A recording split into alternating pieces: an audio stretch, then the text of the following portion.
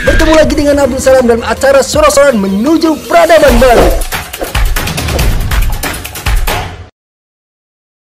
Bismillahirrahmanirrahim. Assalamualaikum warahmatullahi wabarakatuh. Selamat pagi Rumah Minyak TV. Kembali lagi di acara Soro-soran menuju peradaban baru nih Pak. Siap. Pak, Bapak dengar-dengar sudah banyak menerbitkan buku. Ada berapa buku Pak? Saya sampai 3 hari kemarin itu yang sudah di tangan, sudah dikirim dari penerbit sudah 13. Fiksi, non-fiksi. Bapak kapan memulai menulis? Dari awal tahun ini, persis begitu memasuki 2020. Ditambah begitu masuk corona, ya udah makin produktif tuh, karena makin banyak di rumah. Makin banyak di rumah. Setahun ini setelah corona 13 buku yang dilahirkan.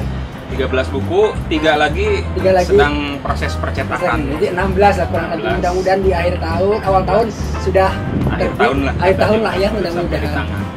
Pak, Bapak belajar menulis dari mana nih? Bisa sampai tiba-tiba udah hampir 16 buku dalam 1 tahun.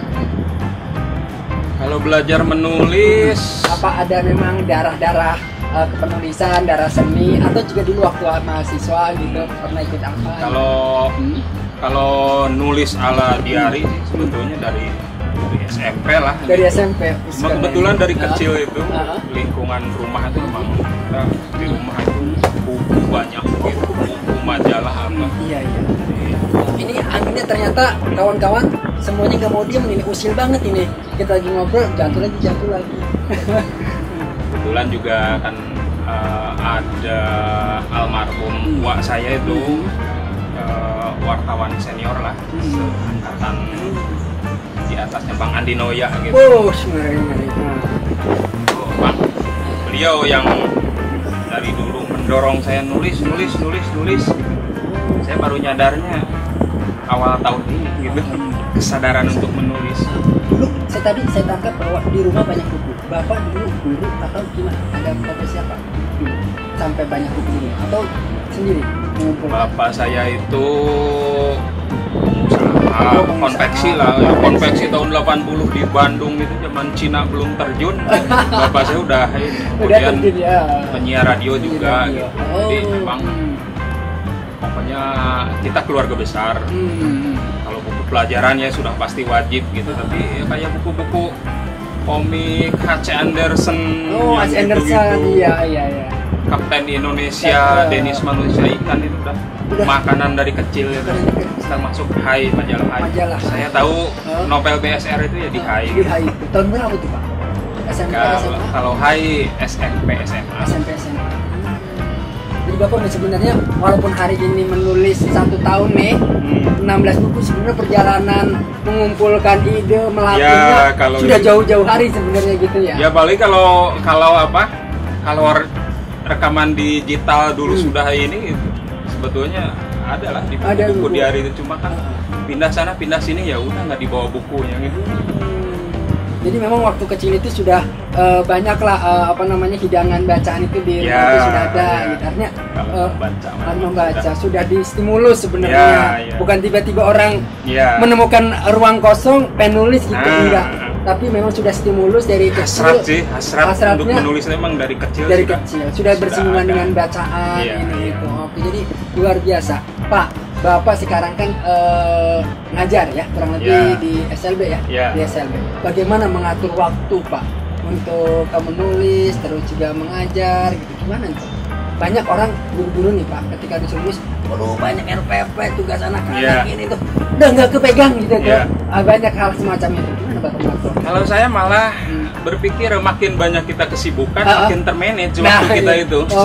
Persatuan jam ke jam itu. Misalkan malam saya besok nih lihat RPP apa, pagi bahan belajar, kali masa pandemi kan kirim ke orang tua gitu, tinggal tunggu responnya siang atau sore, ada yang kirim malam. Begitu jam 8 tugas ke anak sudah itu ya saya apa-apa dengan anak istri, mulai lihat saya tugas nulis apa nih, di kelas apa, di kelas apa gitu. Dalam 1 hari itu saya bisa bersinggungan 2-3 kelas gitu. 3 kelas itu nulis sekolah itu. Tapi kelas menulis. Kelas menulis. Kelas menulis keren. Tapi Bapak menganggap bahwa dengan waktu sebenarnya sama aja sebenarnya, tapi kan pekerjaannya yang banyak, tidak menghalangi Bapak untuk menulis? Sama sekali tidak. Gitu. Buat teman-teman dong Pak, guru-guru, apa sih tips dan triknya supaya guru-guru yang lain juga bersemangat menulis? Untuk teman-teman guru se-Indonesia, juga khususnya teman-teman guru SKH atau SLB di Kota Serang, di Banten, saya sangat menganjurkan menulislah. Karena seperti kata orang, menulis itu terapi supaya kita tidak cepat tua, kemudian supaya kita tidak mudah pikun, kemudian kan entah imajinasi atau opini kita itu bisa tersalurkan secara positif dan hasil nyata berupa buku gitu. Banyak sekali media, sarana, lembaga penulisan yang saya sendiri rasakan langsung gitu persentuhannya dengan Rumah Dunia, dengan Mas Golagong sendiri, Kang Toto Esteratik gitu, itu influence-nya besar sekali gitu, pengaruhnya ke saya gitu. Jadi emang teman-teman kalau untuk belajar menulis harus berdekatan dengan para penulis, Pak ya? Supaya memang spiritnya terjaga. Belajar renang ya harus mendekati orang bisa renang. Cari guru renang, gitu. Belajar menyanyi, bergaulah dengan orang yang di bidang vokal, seni, musik. Gitu. Pak, sedikit Pak menyinggung buku ini Pak. Dengan lahirnya buku ini, bagaimana Pak perasaannya Pak? Dengan buku ini ada Saatnya Pandemi Menyapa Cinta. Apa perasaan yang Bapak rasakan? Kita dengar bareng-bareng ya. Gimana Pak? Saya apa ya? Sebetulnya tumpah ruah gitu, emosi, pikiran saya dengan penulisan di saat pandemi menyapa cinta itu. Karena di tengah kondisi anomali seperti ini, kita sebagai pengarang itu kan mencoba menangkap fenomena atau realitas sosial yang ada gitu. Dengan pandemi ini pengaruhnya ke ini apa, agama, sosial, ekonomi, pendidikan, semua terdampak gitu. Sehingga waktu kita menjadi lebih banyak di rumah gitu, Mulanya sih ada stresnya juga. Kita terbiasa settle pagi berangkat ngantor gitu, pulang sore atau malam gitu. Tiba di rumah melihat langsung bagaimana anak-anak cerewetnya, istri mulai urusan rumah tangga. Tapi seiring dengan ya mungkin seminggu 2 minggu lah penyesuaian. Nah, berhubungan dengan menulis, dengan buku kumpulan cerpen Saat Pandemi Menyapa Cinta ini,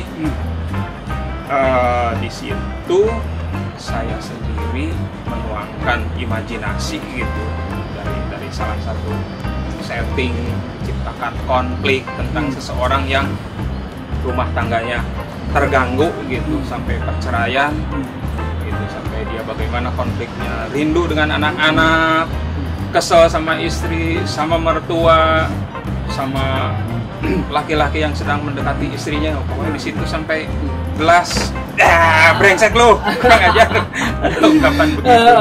Pokoknya di buku ini kompleks Pak ya. Kompleks. Urusan pandemi dari mulai dapur sampai urusan depan pagar rumah ada lah. Buku ini sisi humanisnya sangat tinggi, mendalam gitu. Ada hal-hal yang lucunya juga. Beberapa yang lucu. Jadi ada di buku ini mulai dari persoalan dapur, persoalan cinta sampai persoalan perusahaan juga ada di sini ya. Kalau yang emak-emak baca ini, siapkan saja sapu tangan dan ember buat meras air mata. Tapi ada yang lucu-lucunya juga. Hibur. Oke, sahabat literasi, di acara Sorosuan kali ini kita luar biasa sudah ngobrol panjang dengan Pak Agus.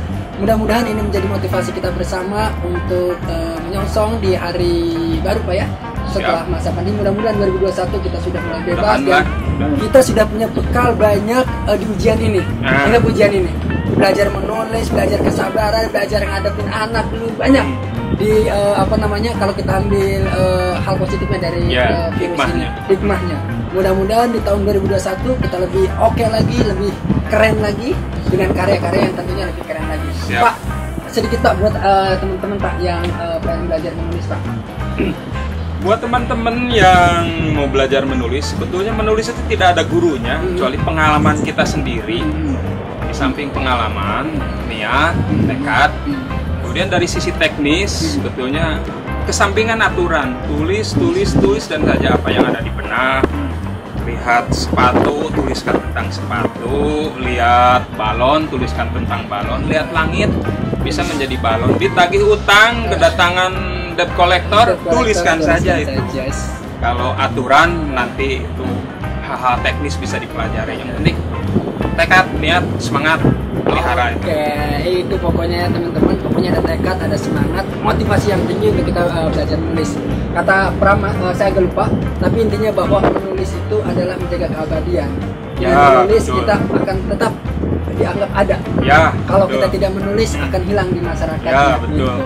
Kurang lebih semacam itu. Terima kasih Pak Agus. Mudah-mudahan tetap semangat berkarya. Presiden Perumahan Dunia. Kita tunggu lagi karya-karya terbarunya. Terima kasih. Salam literasi.